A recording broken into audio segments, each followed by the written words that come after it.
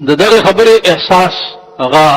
هغه خلق کولی شي چې کوم خلکو کې لږ ډېر څه د فهم او د عقل شایبه وي. کوم قومونو چې چېرې خپل ځان ته او د الله د کائنات ته سوچ نه دی کړی، هغه قومونه د قومونه الله پاک تباه کړي دي. او کوم قومونو کې چې سوچ وو هغې نه الله پاک هغه خلق جوړ کړي دي چې د اسمان نه به ورته سلامونه راتله. پخواني بادشاهان چې کوم تیر شوي دي عزیزانو، په هغې کې داسې خلق هم تیر شوي دي لکه حجاج ابن یوسف چې د ټولې دنیا ظالمان راجمع کې او هغه په یوه تله کې واچي او حجاج ابن یوسف په بله تله کې واچي، نو دی به پې دروند شي. داسې هم تیر شوي. په دې بادشاهانو کې داسې خلق هم تیر شوي دي چې کورونو کې به تلی لګولې وي. په هغې کې یو جهانګیر بادشاه تیر شوی. د ټلی دا مطلب و چې که په نیمه شپه کې زما ملک کې چا ته څه تکلیف پېښ شو نو دا مزی به راکاږي او ټلی به وغږېږي او زه به ورته راوځم. داسې هم تیر شي. اوس دې وخت کې مونږ او تاسو ټول ګورو چې د انسانیت بوی مونږ نه ووتو. انسان نه بلکل درنده او وحشي جوړ دی. هغه زمانه بله وه چې ستا به په سر خوږ شو نو ما به در سره پته به ځان ونیو. مسله دا ده چې په مشرق کې یو خبره ته واورئ چې مسلمان ته دا تکلیف شوی دی، نو د مغرب مسلمانانو ته په هغې باندې څومره غم پکار دی. اوس د دې خبرو تصور نشته. اوس یو دیوال اخوا ډولکي غږېږي، واده دی، دیوال دی خوا مړی پروت دی، ویرونه کېږي. نو زما عزیزانو ما ته لوی فکر چې کوم دی دې وخت کې هغه دا دی چې والله اعلم بالصواب چې د دې قوم چې دا مونږ کوم ملک کې اوسېږو چې د دې انجام به څه او د دې حشر به څه. قرآن کریم متعلق یا د اسلام متعلق چې پیغمبر څه ویلي دي هغه په موږ رښتیا دي چې زما په امت په یو زمانه راشي چې چا کې به اسلام پاتې نشي، صرف د اسلام نامه به پاتې شي، قرآن به پاتې نشي، صرف د قرآن رسم و رواج به پاتې شي. نن په ټول ملک کې وګوره د قرآن کریم صرف رسم و رواج مناویږي، او یا په جماعت کې چڼي وي یا په مدرسو کې طالبان وي، د هغې نه بار اسلام نشته. دی خو وګورئ مونږ خوشحالېدو چې هغه ګیرې والا صدر صاحب راغی، ملک به ټول دین او ډېر بزرګ راغی.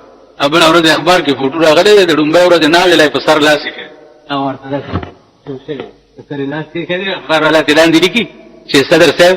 دلہن سے پیار کر رہے ہیں. د پردي سړي څه کار دی چې زما د ډومبۍ ورځې د ناوې په لاس باندې سر باندې لاس کړي؟ نو دا د چا لور دی خدای هلاک کړي چې هلاک شي. اوس خو چې خبره درته څوک کوي چې دوا راته وکړه خدای دې هلاک کا چې پناه شي چې څومره ژوندی پاتې کېږي ډېرانې بوی پرېږدي، خو چې ورک شي چې د دې ځمکې لاندې شي چې دا بوی ورک شي. دا ملک دی، دا قوم دی. علما هم ورشي ورسره ملاقات وکړي، صاحب پرائم منسٹر سے ملاقات کر رہے ہیں اور صدر سے گیرے را پریخي وای جماعت به غر وي ته به ناستې پکې هک پشانې ګیره به ستا په نامه لګي لکه سک پشان. دې ګیرې نه خو د سک ګیره ښه ده چې کومې ګیرې ښځو ته لارې جارو کوي، دغه ګیرو نه خو د سکانو ګیرې ښي. دې نه خو واښه ښه دي چې دا پټو کې ولاړې. زما عزیزانو عرض مې دا و چې دا دنیا یو ډېر غیر مستقل ځای دی، څو ورځو له راغلي. دنیا داسې شی دی لکه پټیله سړی کار ته لاړ شي، قلبه پکې وکړي،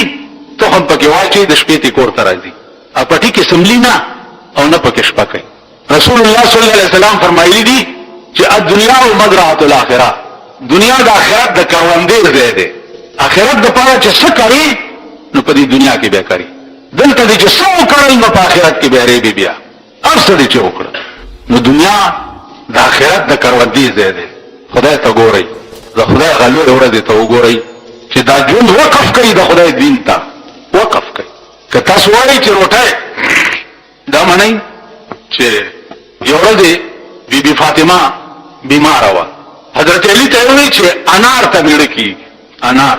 وایي چې ښه. انارو بار انار واغستو چې را روان کړی دی په لاره یو بل بیمار پروت دی،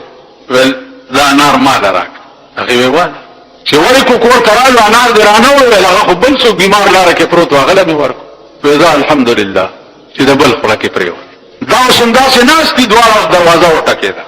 امتحان راغی چې دی وروتو دروازه کې یو سړی ولاړ دی، یو انار یې په دې لستوڼي کې پټ کړی دی او نه انار یې حضرت علي ته ورکړه چې دا ستا امانت دی. خبرې چې دا څو دي؟ وی چې نه دي. وی دا د بل چا دي، یو څه زما نه دي. وی چې جي ستا دي؟ وی زما نه دي. وی په خدای قسم چې ستا دي. وی په خدای قسم چې دا نه زما نه دي. وی چې ولې؟ وی ما یو انار د خدای په نامه ورکړی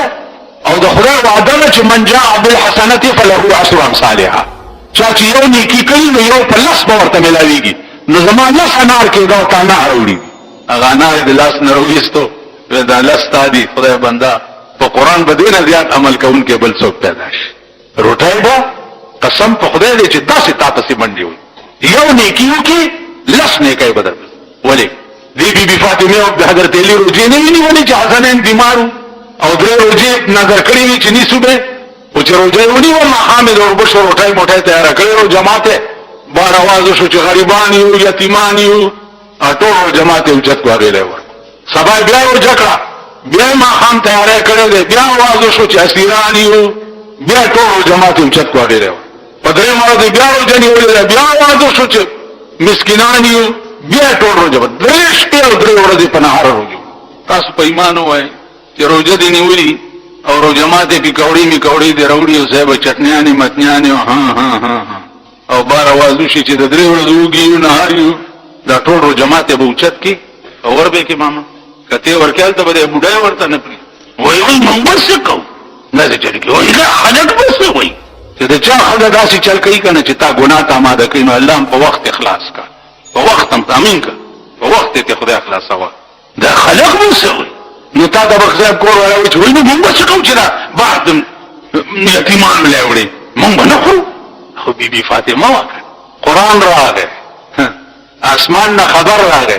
چې حضرت علی او بی فاطمه یو کار کړی دی پیغمبر تعریف یې وره یوفون بالنذر ويخافون يوما كان شره مستطيرا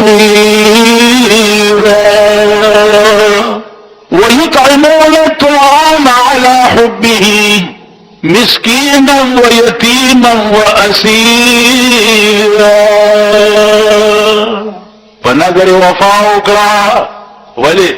زکه چې دا ورځ نه یریدو چې د کوم ورځ شرب په ټوله دنیا باندې خور وي الله دې امان راي ويطعمون الطعام على حبه روټای په بل خور سره د دې چې په خپل ورته نه هرو پچا خرولا مسکینا ويتیما واسیرا په مسکینانو یتیمانو اسیرانو اسمان نه تعریف راغی یو ځل دې خپل خېټه دې لته ورکړه او بل دې ورکړه ته وګوره د اسمان نه بدی صفات راځي نن مونږه ماما داس یا داسې یو چرته نو دی وجنا ارشه بتا پسې بل حيث لا يحتسب راځي او کستا اسمان سره کنیکشن ولګي او خدای سره د رابطه او تعلق دی خدای سره د رابطه او تعلق نو ارشه بدر کړه ډیری وا بچ د لوګي مړ شو ارس د خلکو ته وګوره د کلونو سٹاک ورکړه پروت دی د کلونو او لګیا دي خپل پوری لري مګي چې غر تباش روزګار خراب دی څه چلیږي پلانې چل دی ما سکا شیخ سعدی وی تو چرا باشی بفکر مبتلا کار ساز ما بفکر کار ما تو فکر والی کیا خوار چه کار ساز خستا په فکر کې یونیورسيټي کې مې تقریر کړی او الک راتو پښتنه وکړه ویډیو تاسو کوم مروایا ول د خدای څخه کار دی مال د خدای کار دی ستا کارونه کو سلیش ګنټه د خدای پاک بل کار شته ها بل کار شته سیوا ستا د کارونو نه چرته درته غنم کوي چرته درته مالټي کوي چرته درته کېلې کوي چرته درته وړه کوي چرته درته څه کوي چرته باران وري چرته فصلونه روباسي چرته څه کوي 24 غنټه د خدای کار دی ستاسو کارونه کول او ستاسو کار څه پکار دی ستاسو کار د خدای کارونه کول پکار خدای ستاسو په فکر کې دی نو پکار تا ته دادی چې ته د خدای په فکر کې ټول مزه او خوندونه او مینه د زړه او باسي او یو ذات سره مینه پیدا کی او زړه دا غزاد کور کی ته سوچ کوي کینی غرق بشي زه درته په ایمان وای زمونږ استاد هغه به کړه کوي به سړی هغه به وی چې چاوته دا حرام حلال مکوا څه جواب دی ورکړي هغه ول اخرت کی خبر ہے کس کو یا تو آرام سے گزرتی ہے ارے دنیا نه څوک راغله دي دلته په آرام تیریږي لګیا دي دا دنیا حال چا مولانا تنویر رحمت الله علیه ته باران خدای کنه چې لمده شي مولانا تنویر رحمت الله علیه ته یو بزرگ او یو سره راغی او هغه ورته وی چې دې زموږ قبر متعلق دا شک دی چې هل ترشتیا دا عذابونه یو دای هغه ورته چې بچی دا شل دی یقین دې به ناراضي وینا ودا یقین خو دشته چې ورځي وکړي دا د ورتلو یقین دشته ورتلو خو یقین دی وای چې ورشي پستر کو به وګوري زه به څه دلایل درته وسوایم پستر کو به نازیدانو کم شي چې ستا په مخ کې د 24 غنټې ګوري پستر کو به وګوري چلته چل دی نو الله دې په خپل امن امان کې اوسه په اخلاص دعا کوي د جمعې ورځ ده چې خدای دې ملک کې څه د خیر اسباب پیدا کړي. خدای که دا ملک څوک سیټ کول نه غواړي او په دې ملک دین راوستل نه غواړي او په دې ملک د بيدینۍ اسباب جوړول غواړي، هدایت ورته وکړه. کني خدای هلاکه کا او د دې قوم په حال باندې ته رحم وکړه. او تاسو راشي وګورئ، ما سره پراته دي صاحب، هر یو کلی دغه چاپ کړي دي، دا څه بلا ورته وایي، پرچی چاپ کړي، کارډونه پلانې کې رن فوت ہو گئی، انا للہ و انا، اور تین اعلان دی نکلی کہ تم راشه جنازے تو اپنے علاقے میں لاؤڈ سپیکر پر بھی اعلان کرو. تو دی سره چل کله پیغمبر وینا ورته وي والله کده ټیلی پیسې عمره سر پې کوي، کده خدای قانون ورته وي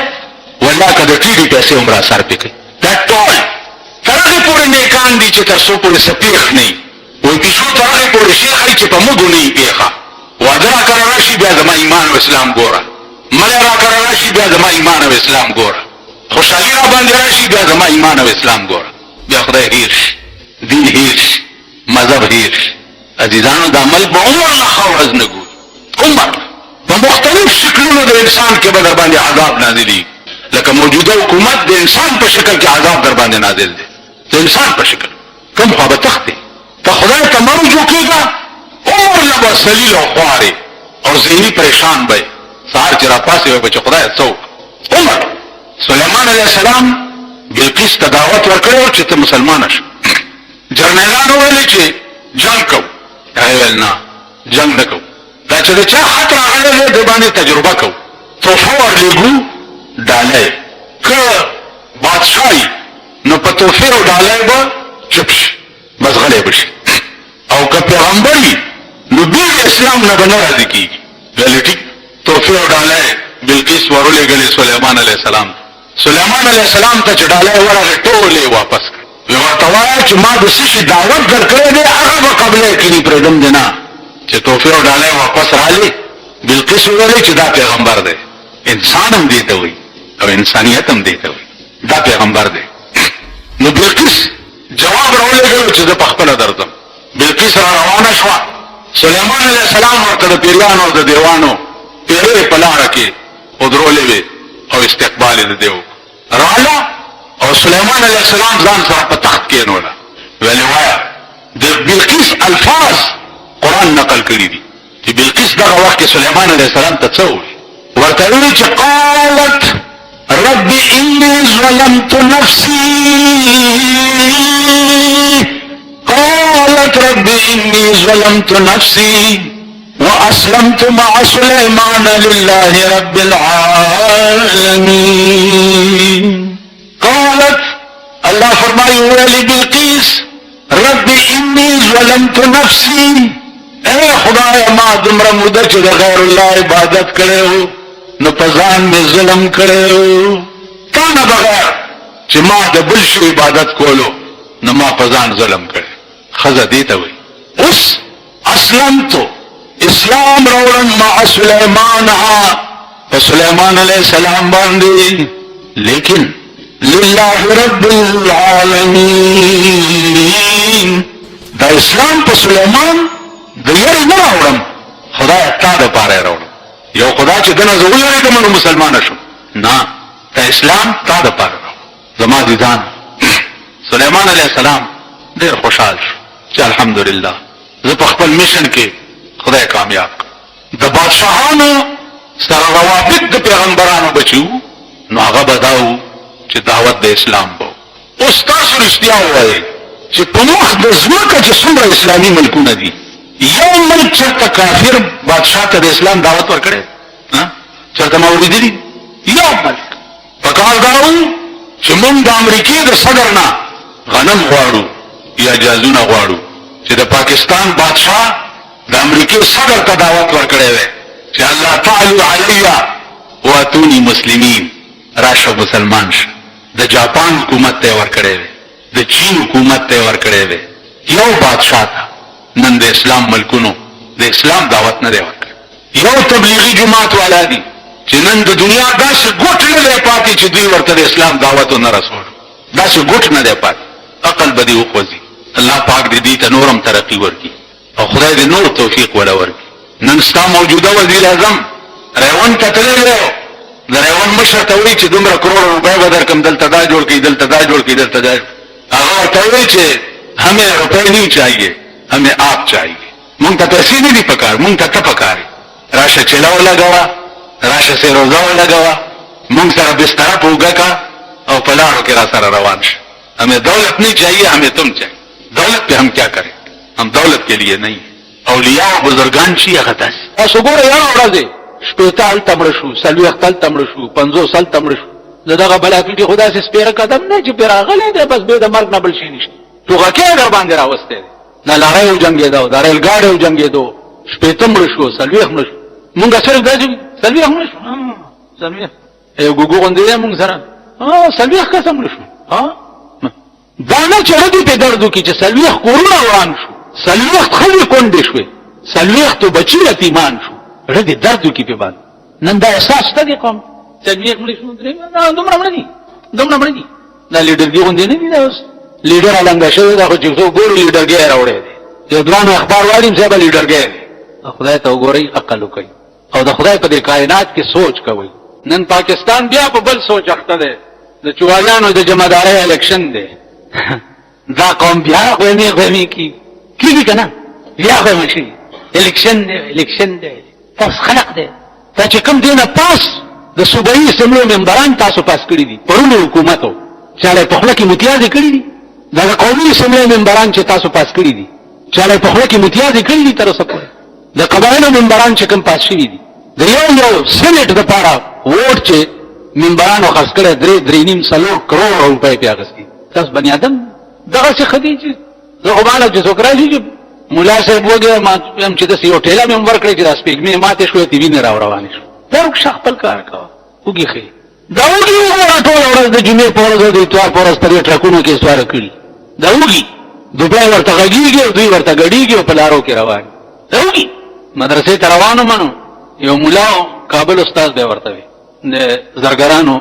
نه مخکې رامداس کې چې ننوځي د تیلیانو ماله ورته وي هغې کې امام زه ته تېر شوم نو ما ته وایي چې مولوي صاحب خبره وره ما ته ولې یعنې خبره ووره نو ما ورته ویل څه چل دی ویلې قسم درته خورم خو چاته ونه وی ما ویل څه ویل زما دا ماله خو ته ګورې که نه چې دوی څه کارونه کوي دا د نن نه 500 کالو مخکې خبره ده 50 کالو مخکې دا دارالعلوم زراعت په هغه وخت کې 2 تاله جومات کې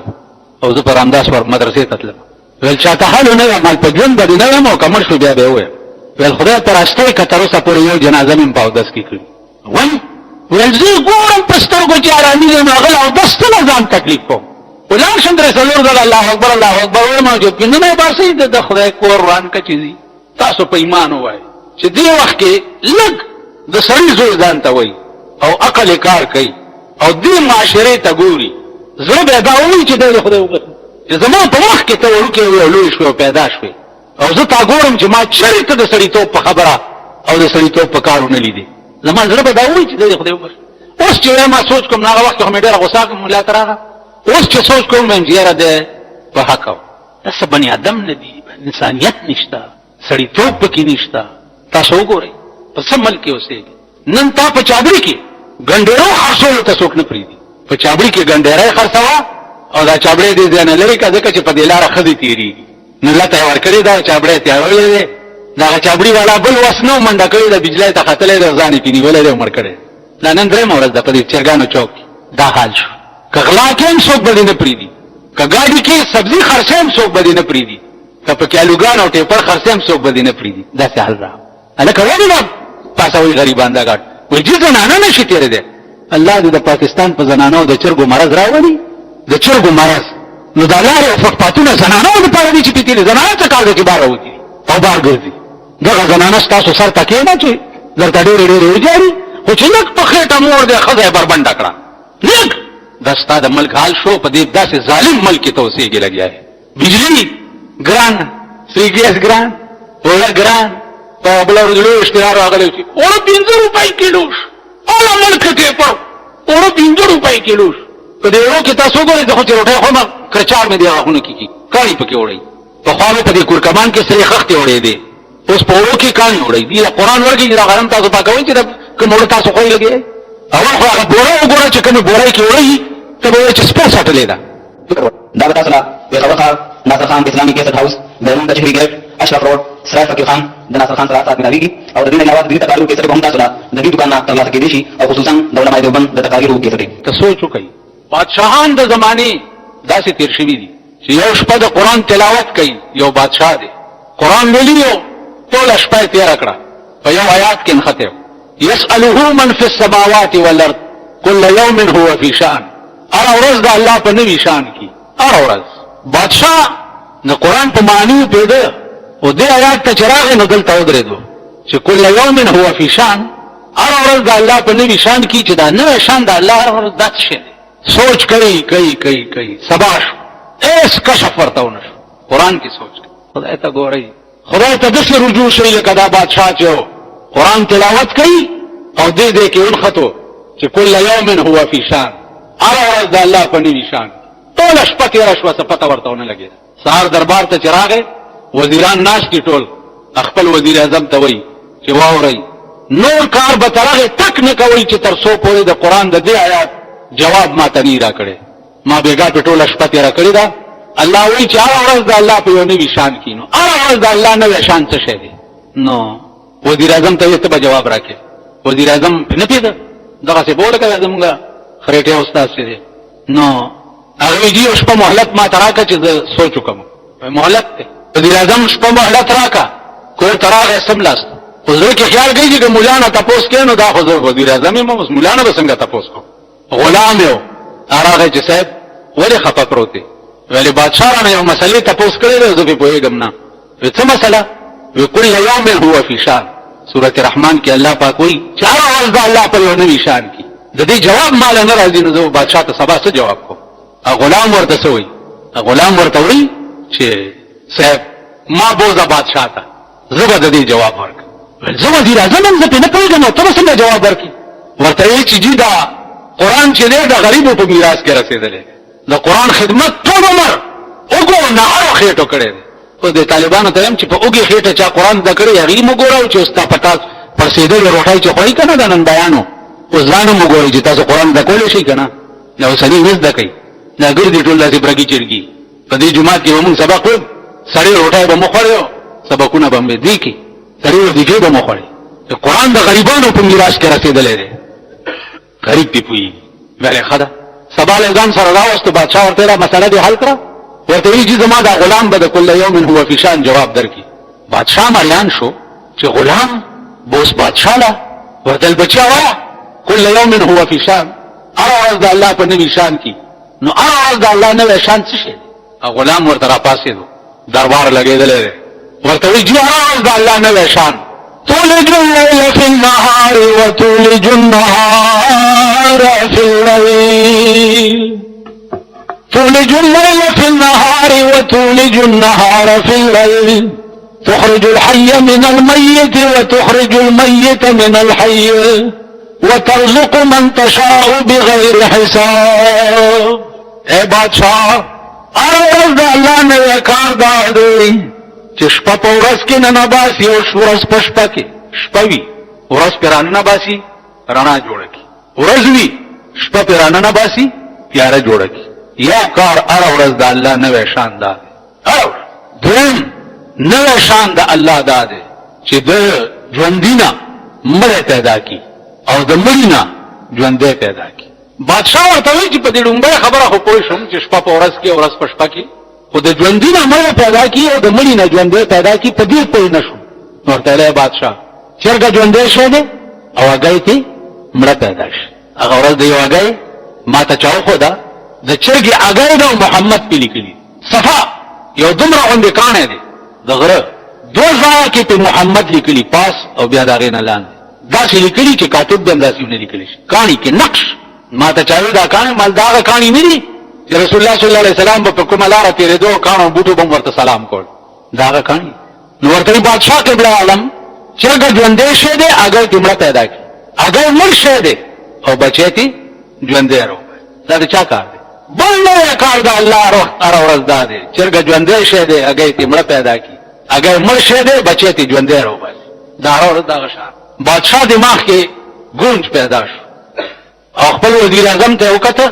ورته وی چې ته په نه پوهې دی پدې وینه جی وته دا وزیر اعظم قابل نه چې ته پدې نه پوهې دی او ما صدا د وزارت جوبه دی او دی غلام ته واغوندوا وزیر اعظم هغه عباو وستا او غلام ته واغست او ټول دربار ورته شاهي سلامي وکړه سلامي وشوه غلام وزیر اعظم شو را پاسه وی بادشاہ وکیدا چې اوس په دې ټکی درته د الله یو نوی کار بل وخم اوس ټول دربار ورته سرنګون شو ورته وی قل اللهم مالک الملك تؤتي الملك من تشاء وتنزع الملك ممن تشاء وتعز من تشاء وتذل من تشاء بيدك الخير إنك على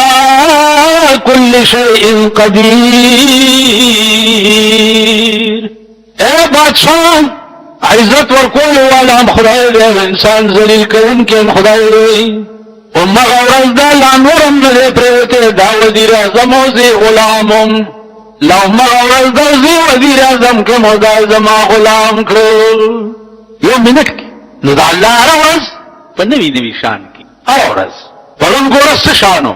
نن ګور څه شان دی سبا به ګوري چې څه شان اورز به نوی کرتوتونه داسې ګوري چې عقل به حیران شي د عقل رسایي به ورته بالکل نه کی دیو جنا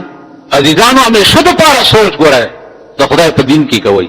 همیشه د پاره سوچ د خدای په دین کې کوي د رسول الله صلی الله علیه وسلم په حدیث کې کوي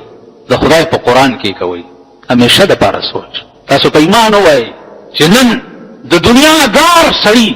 د خبرې د پاره چې سړی خلق څومره غوږ دی دومره غوږ دی قوم چرته د خدای قران ته یې د خدای دین ته یې نو خبرې خو اصلي د خدای دی